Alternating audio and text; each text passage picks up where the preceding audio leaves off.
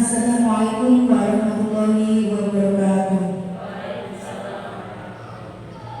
Yang saya hormati Ibu Lilis Handayani, SPD SDMED selaku Kepala Sekolah SDN Dua Bilik, serta rekan-rekan Bapak Ibu Guru SDN Dua Bilik yang berbahagia. Alhamdulillahirrahmanirrahim, pada hari ini kita dapat berkumpul dalam acara aksi nyata diseminasi materi modul 1.4 penerapan budaya positif di sekolah dalam keadaan sehat walafiat. Salawat serta salam marilah kita panjatkan kepada junjungan kita Nabiullah Muhammad SAW yang telah membawa kita dari zaman jahiliyah menuju zaman pembenaran yaitu dunia Islam. Di sini izinkan saya sebagai pembawa acara untuk menyampaikan susunan acara pada pagi ini. Yang pertama yaitu pembukaan. Marilah kita buka acara hari ini dalam bacaan hamdalah basmalah.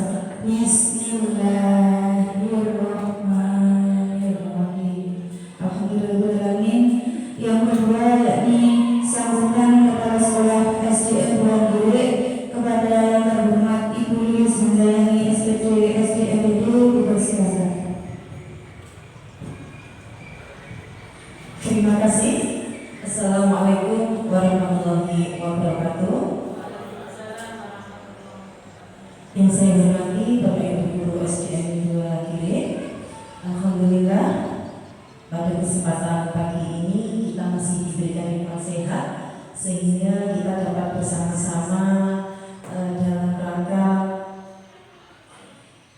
diseminasi penerapan budaya positif di sekolah.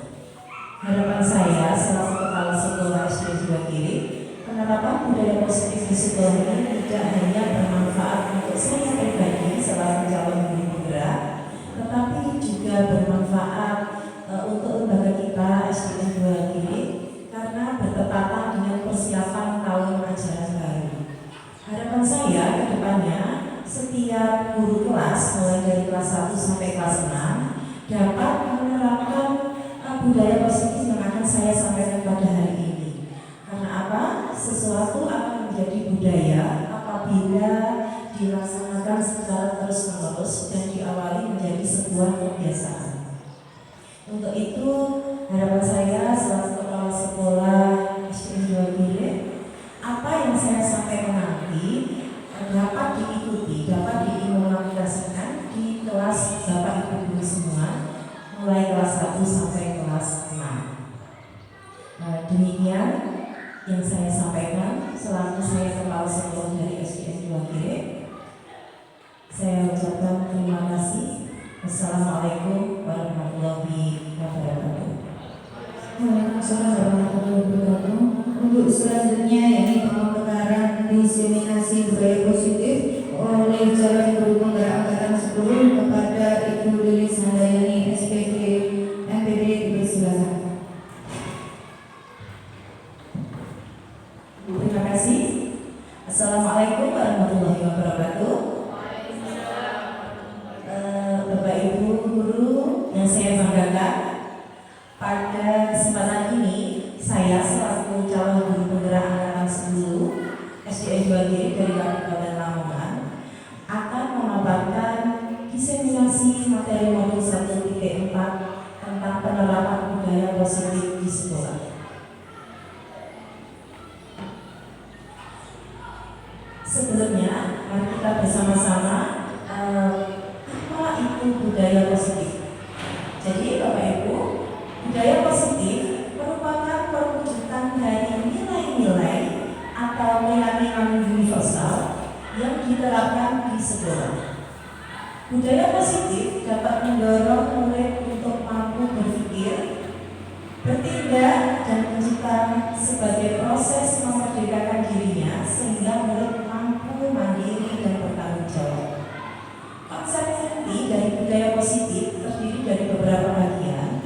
Yang pertama yaitu perubahan paradigma belajar, yang kedua disiplin positif, yang ketiga kebutuhan dasar manusia, yang keempat motivasi perilaku manusia, Yang kelima, posisi kontrol guru.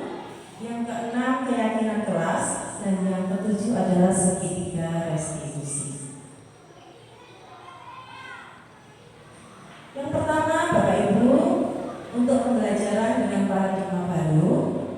Pembelajaran dengan paradigma baru merupakan pembelajaran yang dirancang berdasarkan prinsip pembelajaran berdiferensiasi, sehingga para peserta didik belajar sesuai kebutuhannya berdasarkan tahap perkembangan sesuai teori psikologi modern untuk mewujudkan profil pelajar Pancasila.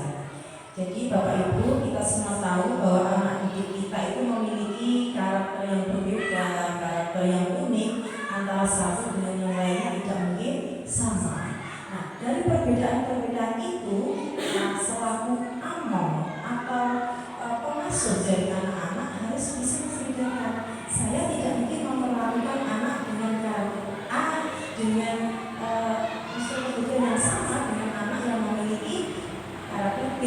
Begitu juga untuk kecerdasan anak, kita tidak mungkin menuntut hal yang sama kepada anak kita, karena sejatinya anak itu adalah berasal dari kepribadian yang unik dan bermacam-macam karakter yang kita harus selaku guru harus bisa tahu dan membedakan. Mungkin ada Dino mungkin untuk membaca dia kurang tertarik, tetapi untuk menggambar dia lebih menyukai. Jadi kita sebagai guru pastinya akan punya cara, tidak serta-merta kita menuntut, ayo Dino kamu baca bacaan ini, tapi kita melalui pendekatan khusus, kita ikuti apa kemauan dia, tetapi dengan maksudnya dalam arti tetap kita arahkan. Berikutnya yang kedua Bapak Ibu, yaitu disiplin positif. Disiplin positif adalah kebiasaan hal yang baik, mencakup sikap atau perilaku maupun tutur kata oleh seluruh warga di sekolah, terutama bagi murid, agar dapat berkembang menjadi pribadi yang kritis, mandiri, dan bertanggung jawab. Sebagai pendidik, tujuan kita adalah menciptakan peserta didik yang memiliki disiplin diri, sehingga mereka berperilaku mengacu kepada nilai-nilai kebajikan universal dan memiliki motivasi dalam diri menuju perubahan perilaku ke arah yang lebih baik. Jadi Bapak Ibu, disiplin positif itu adalah kebiasaan yang pertama yang harus kita awali adalah dari tutur kata anak. Mungkin kita semua ya Bapak Ibu perlu tahu, semakin hari anak-anak itu tutur katanya kadang itu mungkin karena sudah kata-kata yang ada di media sosial ya. Setiap semakin hari sepertinya kok untuk tutur kata itu semakin kurang sopan, iya kan? Maksudnya kadang kita secara sadar atau tidak sadar mendengarkan celoteh anak, baik sesama teman maupun terkait dengan Bapak Ibu guru itu semakin kurang sopan untuk tutur katanya. Kita sebagai amor atau sebagai pengasuh tugas kita untuk menjadikan anak-anak itu berkembang menjadi pribadi yang disiplin, kritis, mandiri, dan bertanggung jawab.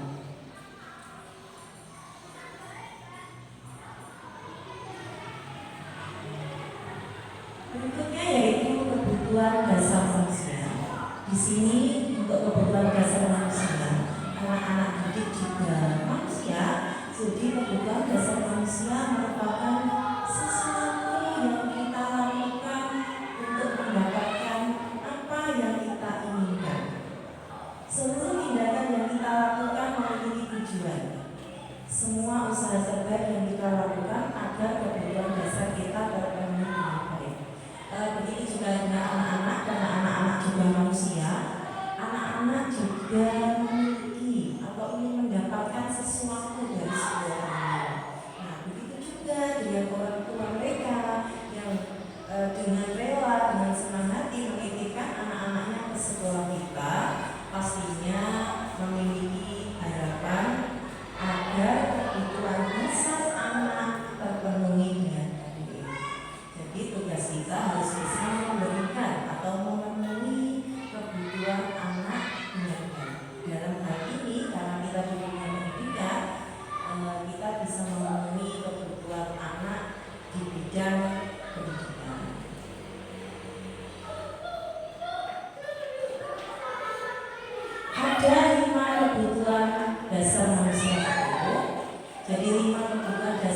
manusia ini juga dimiliki oleh anak kita. Yang pertama yaitu bertahan hidup. Kita selaku manusia pasti membutuhkan makanan, pakaian, tempat tinggal, keamanan, dan kesehatan. Begitu juga dengan anak didik kita. Anak didik kita juga mengharapkan tempat tinggal yang nyaman di sekolah kita. Oleh karena itu, tugas kita pemangku pendidikan di lembaga harus sedikit memberikan kenyamanan, khususnya kelas kita masing-masing. Kita buat kelas kita senyaman mungkin agar anak-anak memiliki tempat tinggal yang nyaman di sekolah kita. Yang kedua yaitu kasih sayang dan rasa diterima. Jadi meskipun anak-anak bukan hanya manusia pada umumnya, tetapi anak-anak juga memerlukan kasih sayang dan rasa diterima. Rasa diterima, dipedulikan, berbagi, kerjasama, dan menjadi bagian dari kelompok.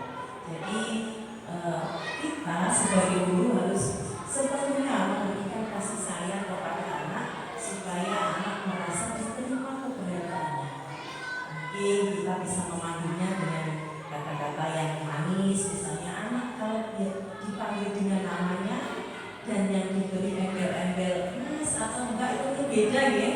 Misalnya kita minta tolong sesuatu, kalau kita hanya tolong belikan pensil, mungkin saya diperintah. Tetapi kalau kita memberikan dengan sentuhan yang sehat, guru minta tolong ya, tolong belikan pensil di toko sebelah ya.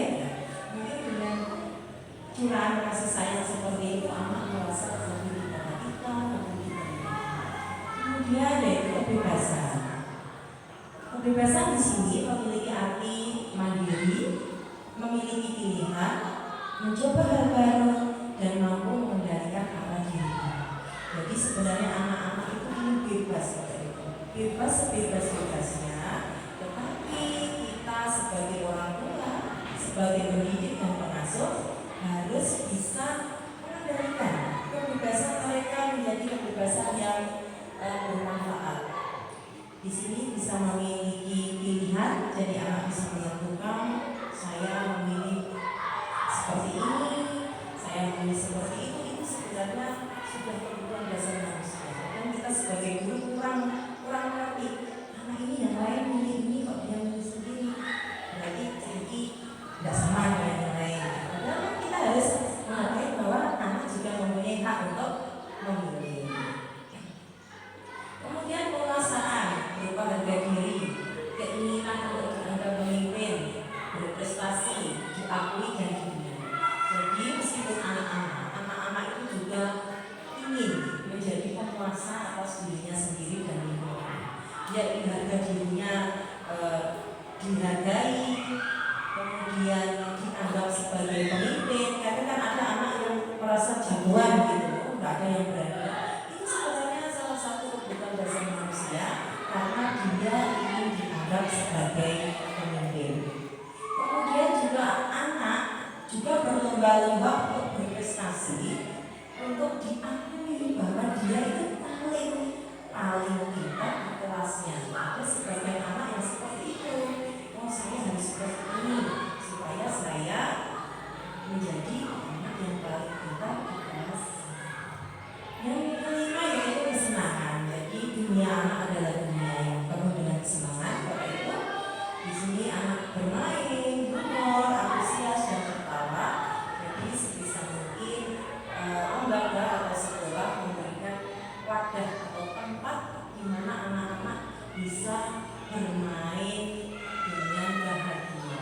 Oleh karena itu salah satunya kita menyediakan fasilitas taman, menyediakan tempat halaman untuk bermain, dan tentunya ketika halaman itu kotor atau kurang bersih, tentu anak-anak merasa kurang nyaman. Yang keempat Bapak Ibu yaitu motivasi perilaku manusia.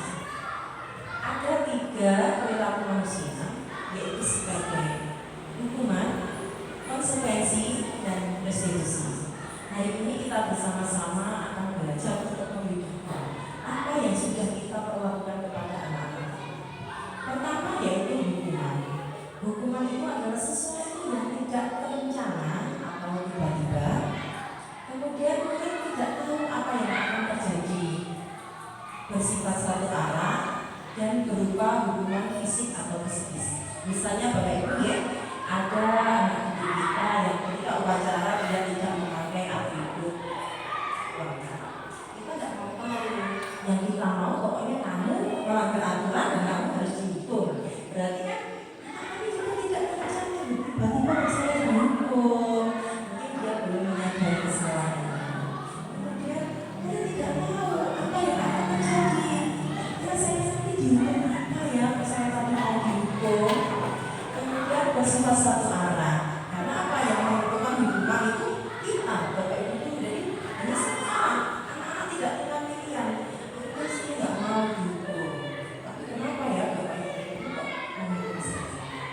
Kemudian hukuman itu pasti akan mengenai fisik dan psikis anak. Misalnya kita menghukum, ayo kamu lari atau kamu berdiri di pojok lapangan sampai upacara selesai. Secara fisik dia juga karena pasti dia capek berdiri sendiri di situ ya. Secara psikis dia juga kena karena dia akan malu, akan ditertawakan oleh teman-temannya. Yang kedua yaitu konsekuensi. Di sini untuk konsekuensi ini sudah terencana dan disepakati sesuai peraturan. Murid tetap dibuat tidak nyaman dengan adanya konsekuensi ini. Yang ketiga yaitu sikap guru selalu memonitor murid. Jadi konsekuensi ini sudah ada kesepakatan. Nanti kalau kamu melakukan ini, akibatnya akan seperti ini. Jadi anak itu sudah tahu, oh kalau saya nanti melanggar aturan ini, saya akan mendapatkan konsekuensi seperti ini. Jadi anak sudah mulai bisa kalau yang hukuman tadi kan dia tidak tahu apa yang akan terjadi. Tapi kalau konsekuensi dia sudah mulai sadar, oh saya tidak memakai atribut sekolah. Berarti konsekuensinya saya nanti pasti akan melakukan ini. Tetapi mereka dibuat tidak nyaman karena bagaimanapun konsekuensi itu adalah akibat dari perbuatan yang dilakukan. Jadi mau tidak mau pasti saya akan mendapat asalnya hukuman, tapi di sini kan namanya konsekuensi. Sikap guru selalu memonitor murid. Guru selalu mengawasannya. Oh kamu ya, misalnya tidak memakai atribut. Konsekuensi kita kalau kamu tidak memakai atribut akan seperti ini. Yang ketiga Bapak Ibu yaitu restitusi. Jadi untuk restitusi ini adalah hal yang istilahnya hal yang paling baik atau hal yang harus kita terapkan bersama-sama di sekolah kita. Yaitu pertama restitusi adalah proses menciptakan kondisi bagi murid untuk memperbaiki kesalahan. Setelah itu proses kolaboratif yang mengajarkan murid untuk mencari solusi. Jadi ketika anak-anak sudah mempelajari tentang restitusi, kita enak menghadapi ketika ada anak melanggar aturan atau melanggar keyakinan kelas, kita dengan mudah mengajarkan anak bahwa perbuatan yang dia lakukan itu tadi adalah perbuatan yang salah, dan anak akan menyadari, oh iya Bu, perbuatan saya salah, kemudian saya akan memperbaiki seperti ini. Setelah itu saya berjanji akan seperti ini. Kita menjadi seperti diskusi Bapak Ibu dengan anak. Jadi saya harapkan di tahun ajaran baru nanti tidak ada istilah lagi Bapak Ibu guru memberikan hukuman kepada anak didik dengan cara yang sebagai orang tua tadi. Mari kita bersama-sama menciptakan lingkungan yang aman, disiplin dan penuh tanggung jawab yang baik.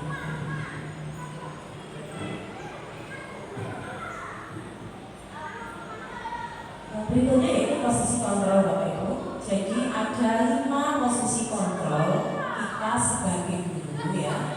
Di sini pertama kita sebagai penghukum.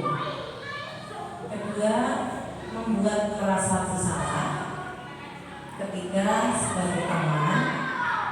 keempat sebagai pemantau, dan kelima sebagai manajer. Mari kita introspeksi diri. Oh, saya selama ini jadi guru itu saya sebagai apa? Berikut ada cuplikan video yang ingin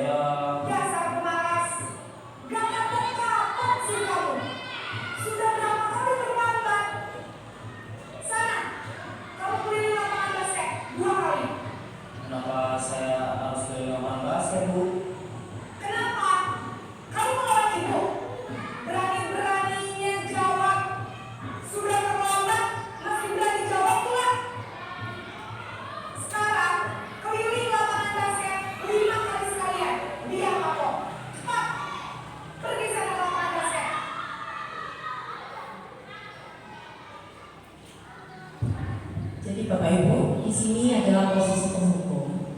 Ketika guru menghukum anak itu tidak mau tahu apa itu alasan anak, apakah anak itu bisa saja ketika disuruh hari tadi anak sakit, tapi kan guru tidak mau tahu. Yang penting menurut guru karena dia berbuat salah, jadi mau tidak mau harus dihukum. Sedangkan menurut panjenengan semua, kira-kira ketika terlambat terus ditutup lari, bukannya malah terlambat, gitu.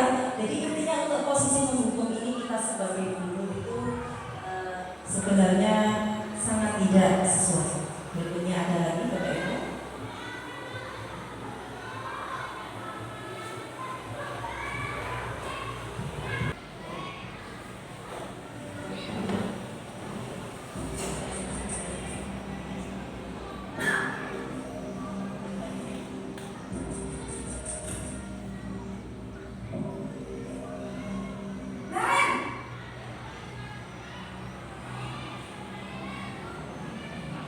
Bapak Ibu. Wah, sudah jam berapa ini nak? Terlambat lagi ya sayang? Iya Bu, habis ibu saya bawa-bawakan saya Bu. Kamu malah menyalahkan ibu kamu. Kamu bukannya anak yang paling kencang. Kok terlambat sih? Iya Bu, saya memang bangun tadi. Jadi biar saya kencang tetap gak kencang Bu. Ya sudah sayang, nanti lain kali lainnya lebih kencang lagi ya.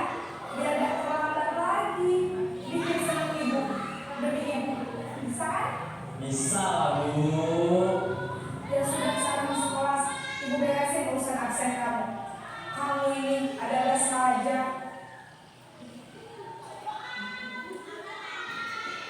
Nah, Bapak Ibu, di sini adalah posisi kita sebagai teman dari anak. Tetapi ketika kita sebagai teman ya efeknya ya seperti itu. Anak kurang menyadari kesalahannya dan lebih dimanjakan gitu loh. Maksudnya mungkin dia kalau saya mengulangi lagi pasti nanti seperti itu. Guru akan memaafkan karena menganggap sebagai teman.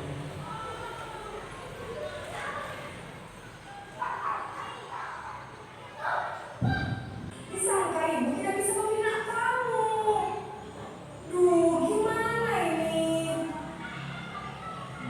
Maaf Bu. Duh, Gusti Naren. Kamu suka ya kalau ibu tegur bapak kepala sekolah? Terus, sekarang ibu harus tulis apa yang ibu absen? Ini kamu sudah sering terlambat loh. Ibu harus apa coba? Maaf Bu. Maaf sekali. Ya sudah, lain kali jangan bikin ibu susah lagi ya nak ya. Ibu tidak akan kuat lagi kalau kamu begini terus. Bisa jantungan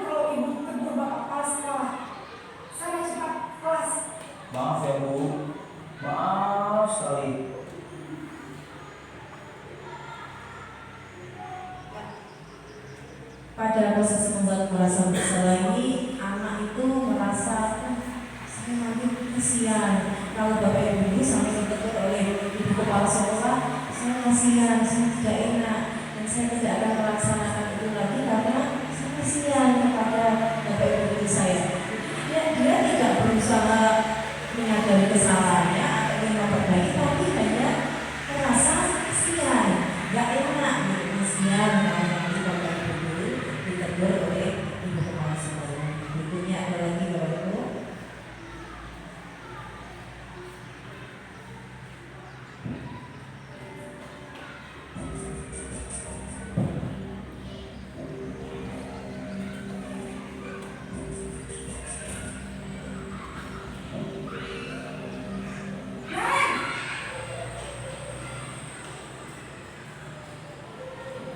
Sampai ibu.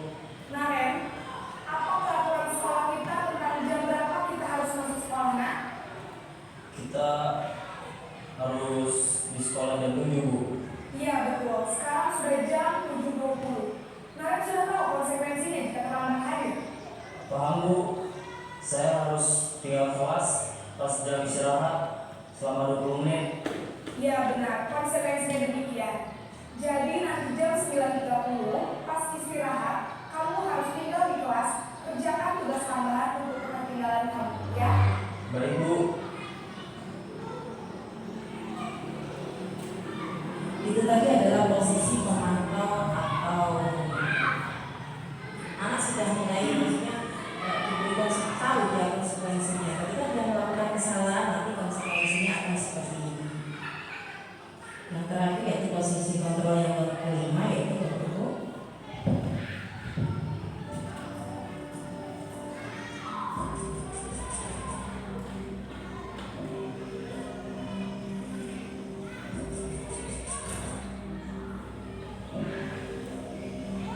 Ren!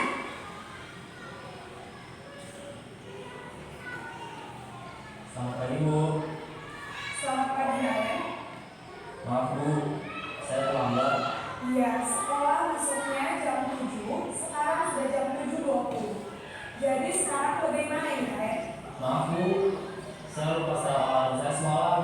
Baiklah, menurut kamu, keyakinan sekolah yang mana yang perlu kamu tingkatkan? Menghargai diri sendiri dan orang lain mungkin ya bu. Setuju. Jadi, apakah kalian meyakini prinsip saling menghormati tersebut? Iya bu, saya meyakininya. Apakah kalian bersedia memperbaiki masalah keterlambatan ini? Bersedia bu. Bagaimana kamu akan memperbaiki masalah keterlambatan ini?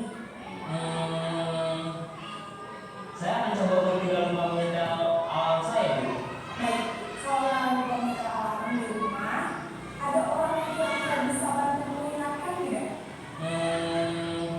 Ada bu, kakak saya, Kak Emma. Ada lagi selain Kak Emma? Selain Kak Emma, ada ibu saya. Baik, jadi yang mengingatkan Anda adalah Kak Emma dan Ibu kamu ya? Kira-kira akan mulai set alarm kapan nih, Ren? Setelah pulang sekolah, akan segera saya lakukan. Baik, jadi Ren akan setel alarm untuk bangun besok pagi dan akan diingatkan oleh kakak dan ibu dan Ren ya? Ada lagi yang mungkin perlu dilakukan Ren? Agar tidak terlambat bangun lagi. Tidak ada bu. Baik Ren, terima kasih untuk kerjasama kamu. Sekarang kamu perlu kembali ke kelas untuk belajar. Baik bu, terima kasih.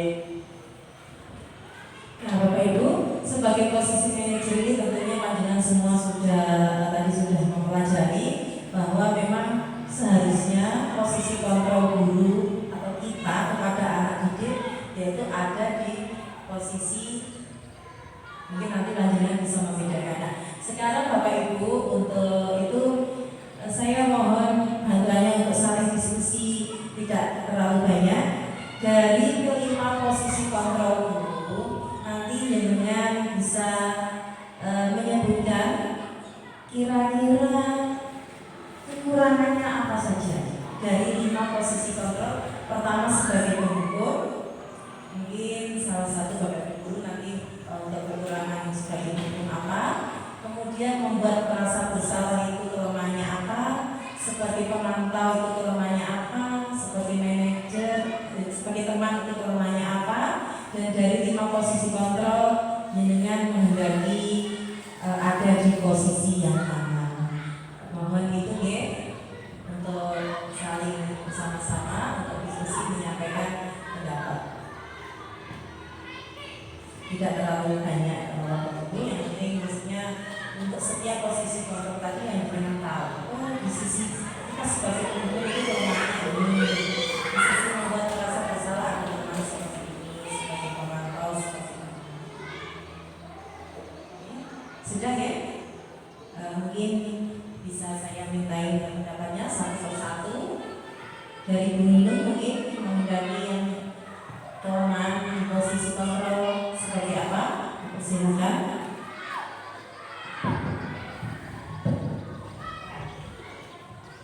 Terima kasih Bu Iris. Untuk posisi kontrol ini kita sebenarnya menurut saya ya manajer. Karena apa? Jadi kita tidak langsung menghakimi anak. Kita tahu alasannya dan bagaimana seharusnya. Jadi ada solusinya dan kita sama-sama tidak menyalahkan satu sama yang lain. Terima kasih. Kelemahannya Bu Nino, kelemahan dari posisi kontrol sebagai pendukung dengan bisa kelemahan sebagai Kalau penghukum itu seakan-akan kita itu terlalu anak itu salah total. Kita tidak tahu apa yang terjadi di rumah dan apa yang membuat dia terlambat. Kalau membuat merasa bersalah itu juga nanti akan selalu diingat oleh anak seperti itu. Tapi kalau teman kita seakan-akan tidak ada harganya. Dan kalau sebagai pemantau kita hanya melihat saja seperti itu mungkin kurang lebihnya. Terima kasih. Terima kasih untuk Bu Nino. Mungkin yang lain Pak Febri untuk menyampaikan ya. Untuk kelemahan hukum di sini kita bisa lihat siswa tidak diberi kesempatan untuk melindunginya, dan menghukum itu biasanya ke fisik. Nah, terus kalau membuat merasa bersalah karena kelemahannya, siswa akan terbebani, akan merasa bersalah. Nah, ini yang diserang oleh puskesmasnya. Kalau teman, kita memposisikan sebagai teman ini juga salah sebenarnya, karena di mata siswa kita ini sebatas teman, tidak ada bedanya dengan mereka. Kalau untuk pemantauan, di sini kita akan timbul perasaan suudzon, karena kita harus memonitornya. Kalau tidak dimonitor nanti perasaan suudzon itu akan berlarut-larut. Kita akan memantau terus terus. Mungkin seperti itu. Terima kasih. Terima kasih. Untuk berikutnya mungkin Bu Bes. Salah satu ya. Terima kasih. Dari posisi kontrol ini, kelemahan dari penghukum adalah siswa dianggap selalu salah, tidak ada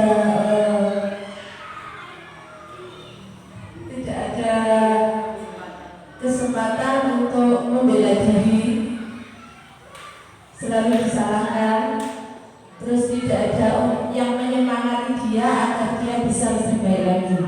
Terima kasih. Terima kasih. Sebenarnya hampir sama seperti teman-teman.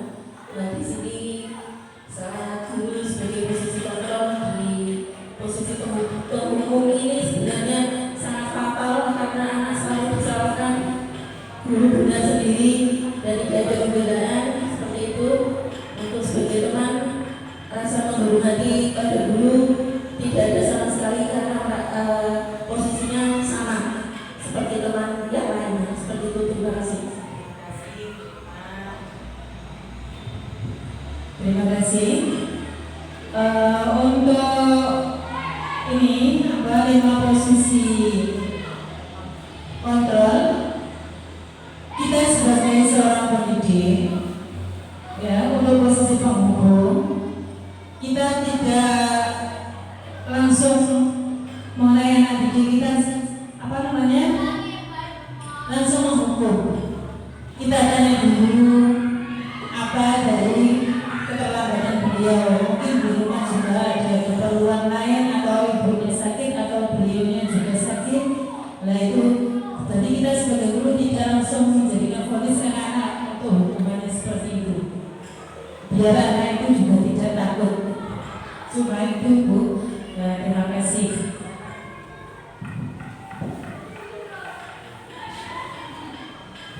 Terima kasih. Kalau dari sisi saya, posisi kontrol dari penghukum ini nanti impact pada anak, impact pada anak apa hasilnya. Apabila anak itu sering kita lakukan hukuman, itu nanti anak akan muncul sifat pemberontak dan menyalahkan orang lain, bahkan berbohong. Untuk membuat merasa bersalah, ini juga sama. Ini nanti akan membuat anak itu sering menyembunyikan sesuatu karena takut nanti kalau ketahuan akan berakibat pada dirinya. Terus yang kedua adalah teman. Kalau teman di sini saya lebih apabila nanti diaplikasikan ke anak, itu nanti anak akan menjadi anak yang ketergantungan karena merasa bahwasanya kita itu adalah temannya wes santai-santai seperti itu istilahnya.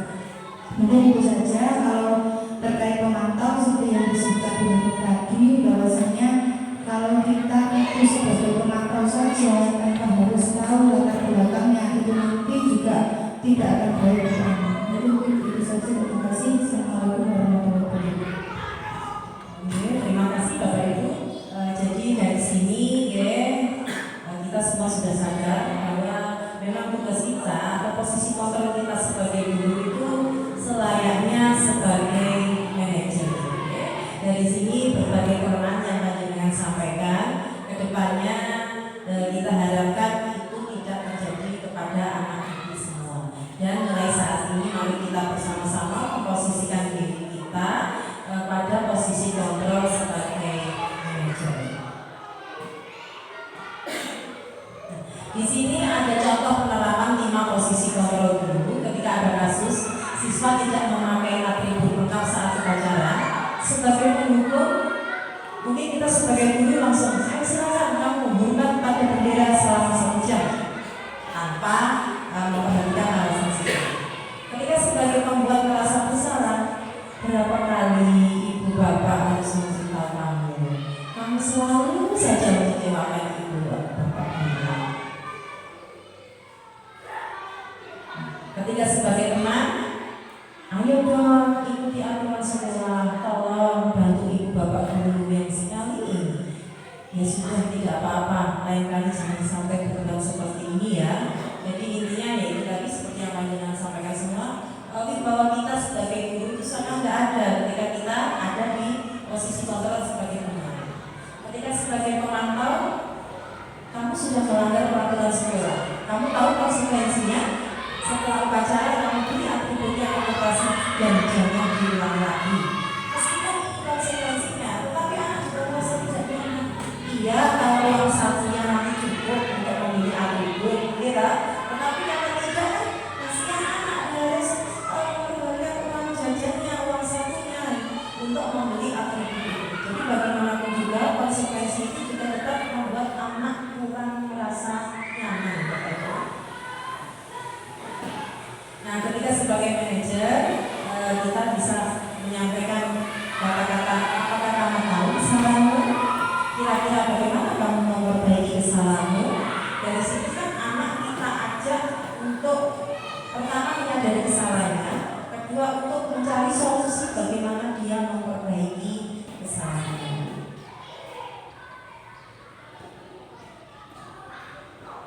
Ini ada pertanyaan. Ketika ada Bapak Ibu guru mengatakan, saya kecewa sekali dengan kamu. Kira-kira posisi kontrol sebagai apa kita? Saya kecewa sekali dengan kamu. Sebagai buat rasa? Kita lihat bersama.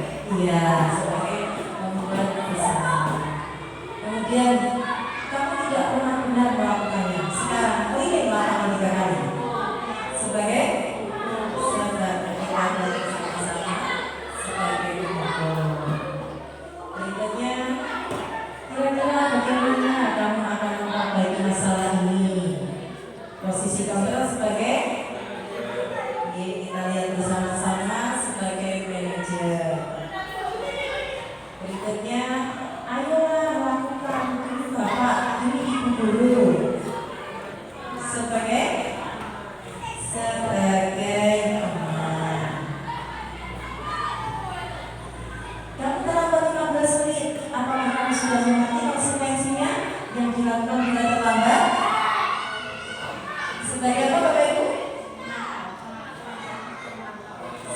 sebagai penonton. Oke, jadi Bapak Ibu semua sudah tahu posisi kita itu harus seperti apa. Nah, sekarang yang berikutnya yaitu keyakinan kelas Bapak Ibu. Mungkin ada yang bisa tahu apa perbedaan antara tata tertib dengan keyakinan kelas? Mungkin Anda bisa menyampaikan Bu Ana, apa perbedaan dari tata tertib dan keyakinan kelas?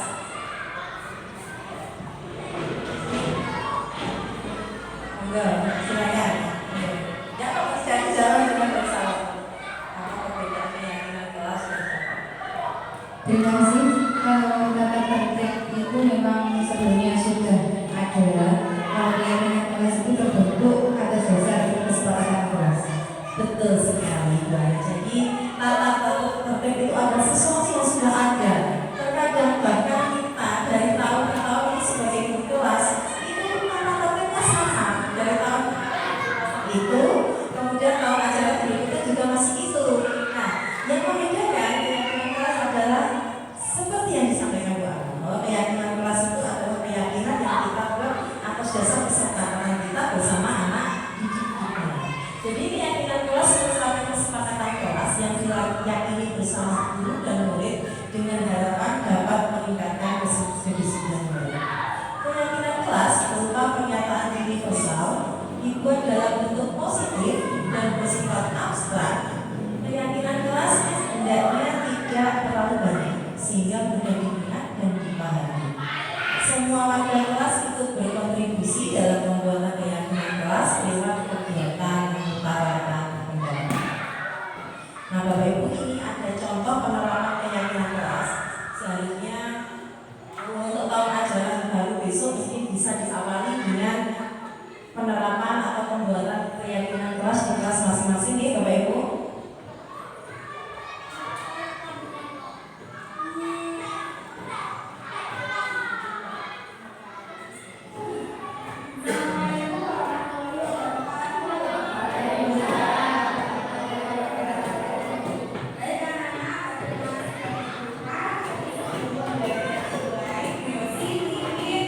Hari ini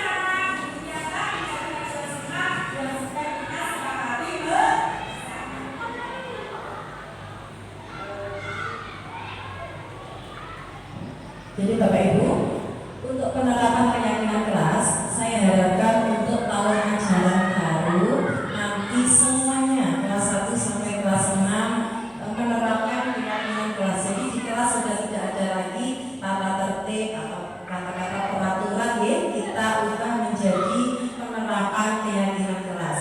Karena keyakinan kelas ini kita sebagai guru lebih mudah mengingatkan ke anak, karena keyakinan kelas ini sudah kita kesepakati bersama.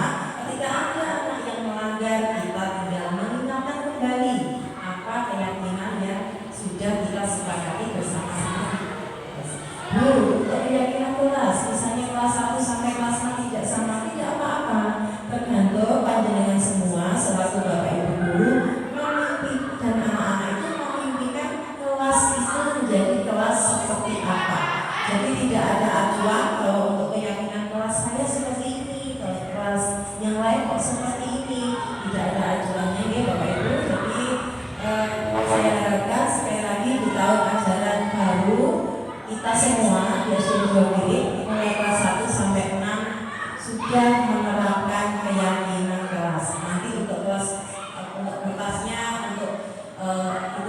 disediakan oleh semesta.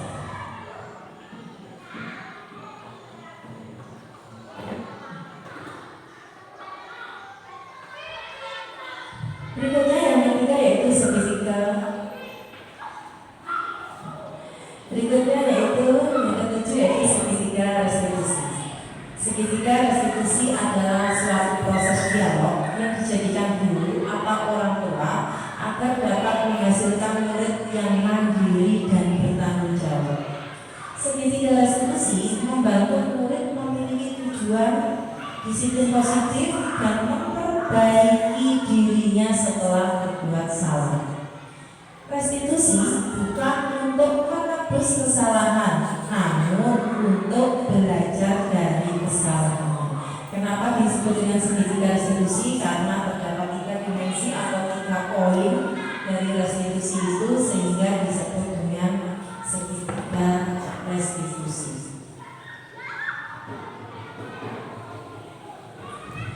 Ketiga dimensi dari segitiga restitusi, Bapak Ibu, yang pertama yang kita lakukan adalah menstabilkan identitas. Karena apa? Pertama kita harus menyadari bahwa berbuat salah itu manusiawi. Ya, sekali lagi bahwa berbuat salah itu manusiawi. Kita sebagai guru harus selalu ingat, oh iya, berbuat salah itu manusiawi. Tidak hanya murid, tetapi saya sebagai guru juga sering melakukan kesalahan. Jadi tidak serta-merta kita langsung menghakimi anak. Kedua, tidak ada manusia yang sempurna. Kita harus selalu ingat Bapak Ibu bahwa tidak ada manusia yang sempurna. Bagaimanapun juga anak-anak adalah bagian dari manusia. Jadi ketika ada anak berbuat salah, kita harus ingat bahwa tidak ada manusia yang sempurna. Ketiga yaitu Bapak Ibu juga pernah melakukan kesalahan seperti itu. Jadi ketika kita mau menghakimi seseorang atau menghakimi anak, kita harus ingat, oh iya, saya juga pernah melakukan seperti itu. Jadi ketika saya langsung menjustice atau memberikan hukuman, saya juga pernah melakukan hal yang itu. Kemudian Bapak Ibu tidak tertarik mencari siapa yang salah, tapi Bapak Ibu ingin mencari solusi dari permasalahan ini. Ketika ada anak melakukan kesalahan, bukan berarti kita langsung mencari siapa yang salah, siapa yang benar, tetapi bersama-sama mari kita cari solusinya. Yang berikutnya yaitu kamu berhak merasa begitu.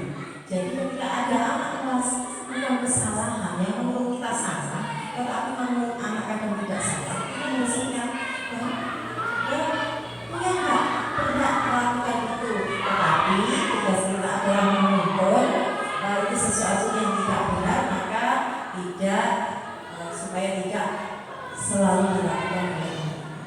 Kemudian yang kedua dari elemen segitiga restitusi yaitu validasi tindakan.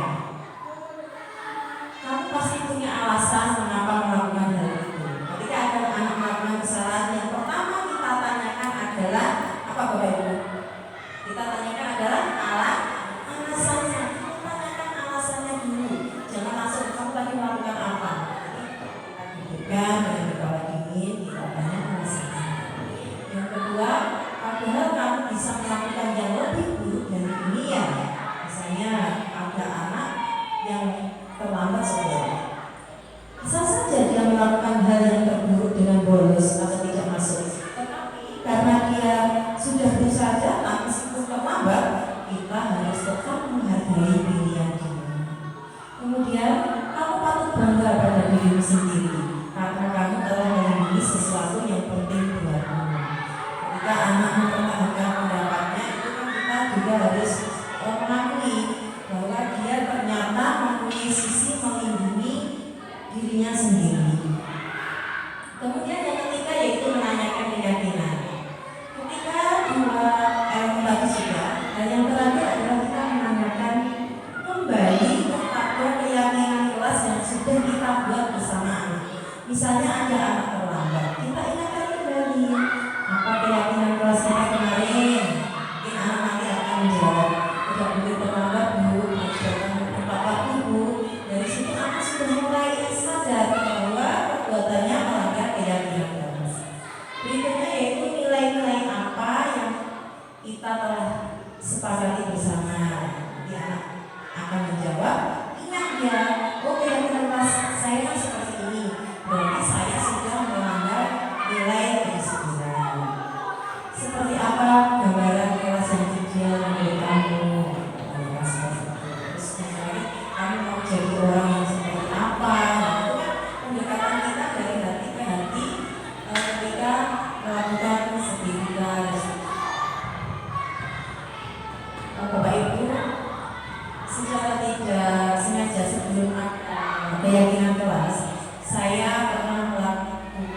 tiga restitusi yang murid kita. Yang pertama yaitu jihad kelas 6, yang kedua yaitu Islam. Mungkin kurang sempurna karena kita belum membuka keyakinan kelas, tapi sedikit untuk nanti.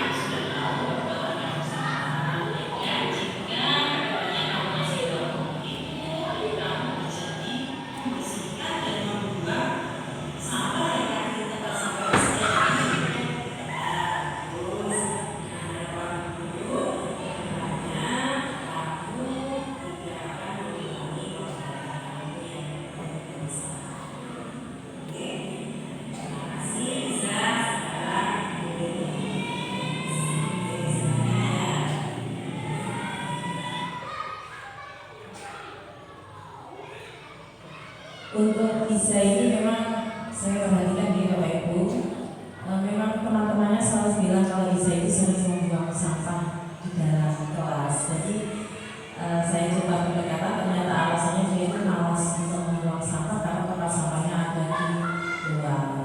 Jadi dia sudah konsekuensi dan berjanji untuk tidak mengulangi perbuatannya, dan dia berjanji jika suatu saat masih melakukan itu lagi, dia berjanji akan membersihkan tempat sampah dan membuang sampah yang ada di tempat sampah.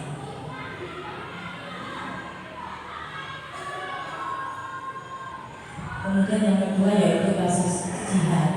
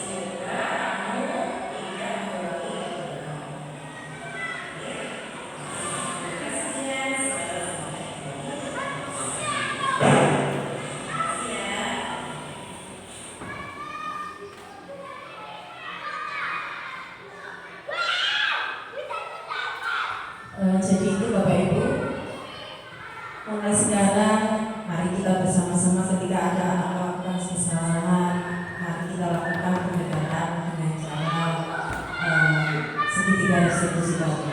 Yang pertama pastinya kita tanyakan dulu alasannya, kemudian kedua kita tanyakan dia sudah melanggar keyakinan kelas apa, berikutnya yaitu apa solusinya supaya itu tidak terjadi lagi, dan kita berharap dia tidak akan mengulangi perbuatan lagi atas rasa kesadarannya, bukan karena dia takut kepada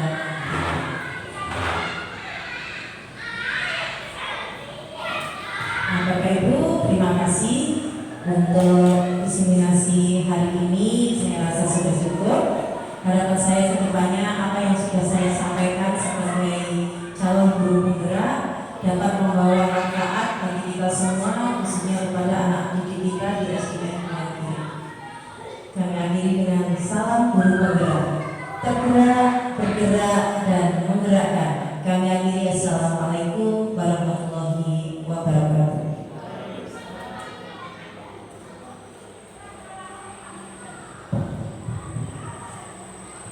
Waktu dan tempat dipersilakan. Assalamualaikum warahmatullahi wabarakatuh. Ila hadan Nabi sallallahu alaihi wasallam. Bismillahirrahmanirrahim.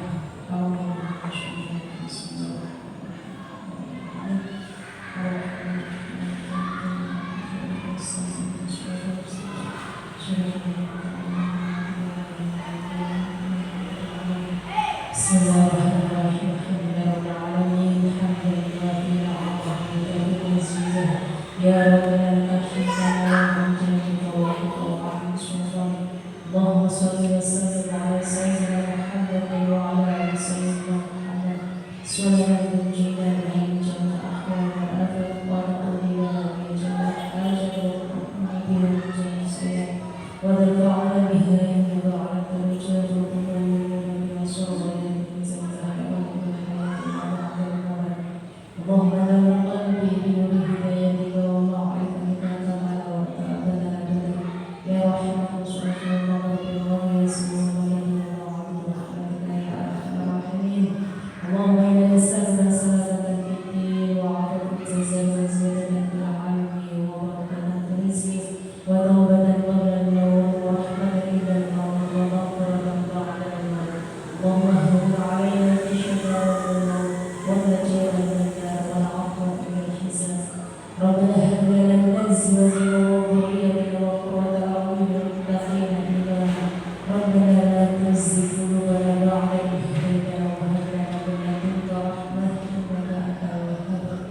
ربنا آتنا في الدنيا حسنة وفي الآخرة حسنة وقنا عذاب النار.